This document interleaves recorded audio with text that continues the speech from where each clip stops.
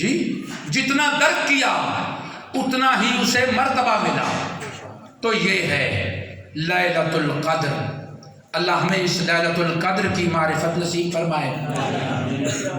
میرا محترم، کاش لوگ سمجھ لیتے،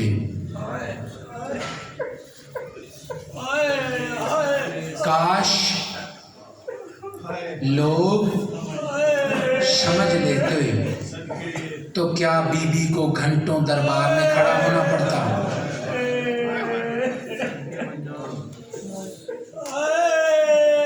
عزادارو، کیا لکھا تھا؟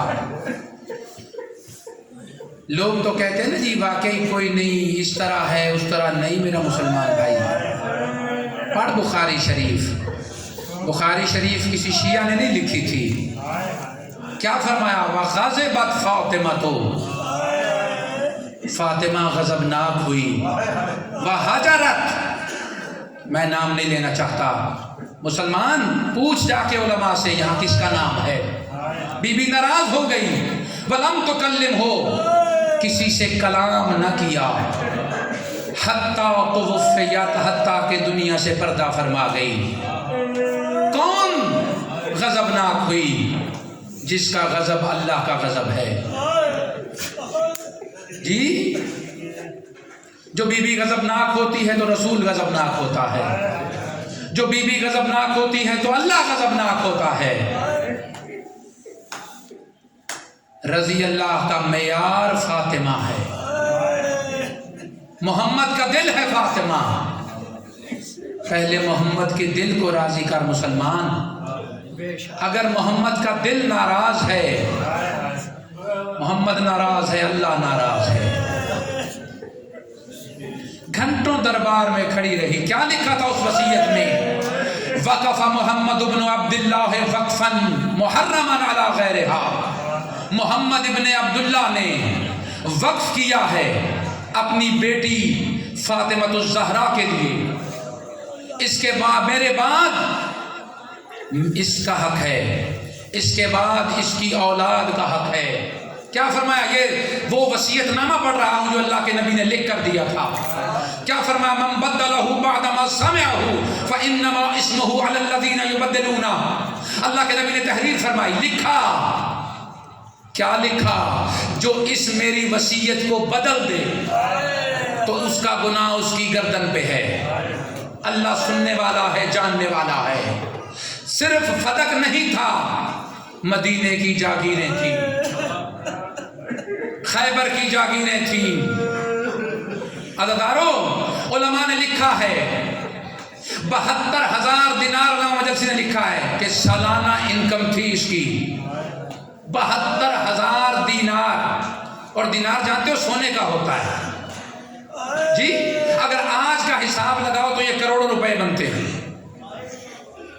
جی سالانہ. اور پاک بی بی حق مانگنے نہیں گئی تھی. ہاں حق مانگنے. بی بی ان کی کیا حیثیت کہ بی بی ان سے مانگے جی. ان کی کیا ضرورت کہ بی بی ان سے مانگے؟ نہیں.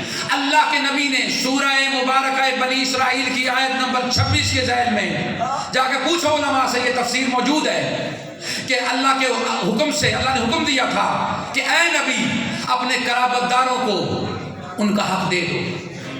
جب یہ آیت نازل ہوئی تھی تو اللہ کے نبی نے پاک بی بی کو وہ تحریر لکھ کر دے دی تھی.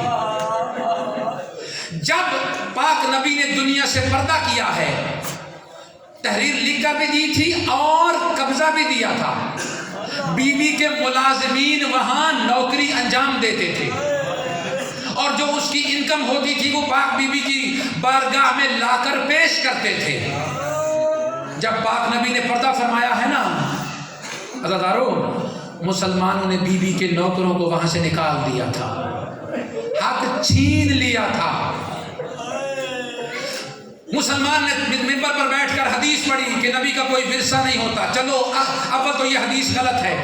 پاک بی بی نے 34 آیات پڑھ کے اس حدیث کو رد کیا.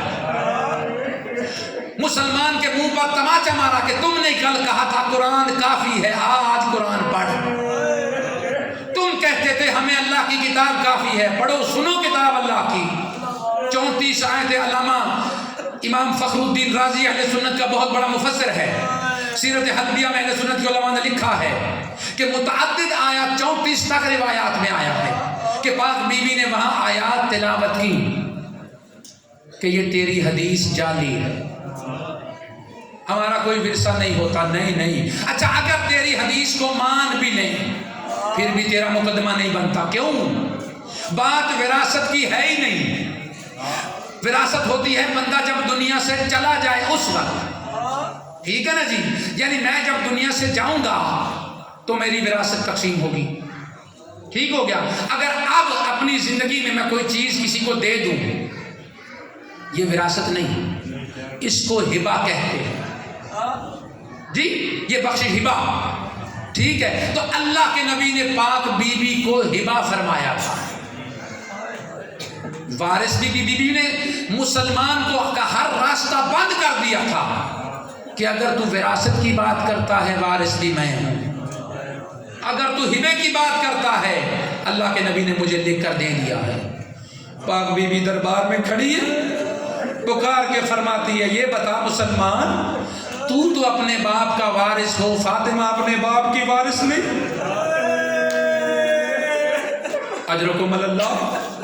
عزیزارو, مسلمان نے صرف تحریر پھاڑی نہیں تھی, تحریر پھاڑنے سے پہلے مسلمان نے تحریر پر تھوکا تھا. ذمہ داری سے بات کرنے کا عادی ہوں. مسلمان نے تحریر پھاڑنے سے پہلے تحریر پر تھوکا تھا.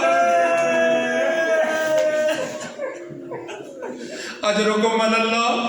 عزیزارو, بی بی جب واپس چلی ہے نا, میں نے کل عرض کیا تھا 70 بیویوں نے پردہ بنایا تھا. جب بی بی پردے کے درمیان سے گزرتی جا رہی ہے نا جی, تو عورتیں پوچھتی ہیں بنت رسول آپ کو اپنا حق مل گیا. عزیزارو,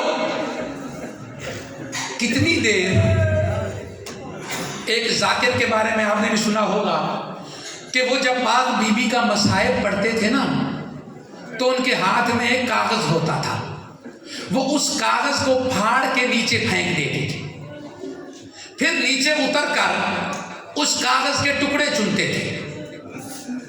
ٹکڑے چن کے جب منبر پہ واپس آتے تھے پوچھتے تھے یار مسلمان عزادار یہ بتا کتنی دیر لگی ہے. لوگ کہتے تھے جناب 1 منٹ لگا ہوگا.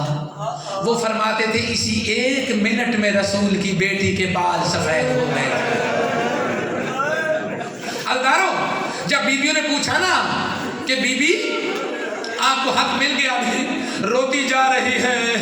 عزادارو, جب گھر میں تشریف فرما ہوئی ہے نا آ کر مصلی پر, بال سفید ہو چکے تھے, پاک بی بی عالیہ نے پہچانا نہیں. بی بی فرماتی ہے اے مستور اٹھ جائیے, میری ماں زہرا کا مصلی ہے. عزادارو, بال سفید ہو گئے تھے, پاک بی بی عالیہ بھی ماں کو پہچان نہیں سکی. اجرکم اللہ. بی بی رو کے فرماتی ہے زینب پہچان, زینب پہچان, میں تیری ماں زہرا ہوں. عزادارو, بی بی رو کے فرماتی ہے ماں آپ کے بال سفید کیوں ہو گئے, اما آپ کو حق ملا یا نہیں. بی بی رو کے فرماتی ہے زینب حق تو نہیں ملا. بی بی عالیہ فرماتی ہے ماں حق نہیں ملا تو چلو کوئی بات نہیں, دنیا کا محل ہے. بی بی فرماتی ہے نہیں زینب, جو طور درباروں کے میں نے دیکھے تیری چادریں کسی نے نہیں چھوڑنی. اللہ لعنت اللہ علی القوم الظالمین.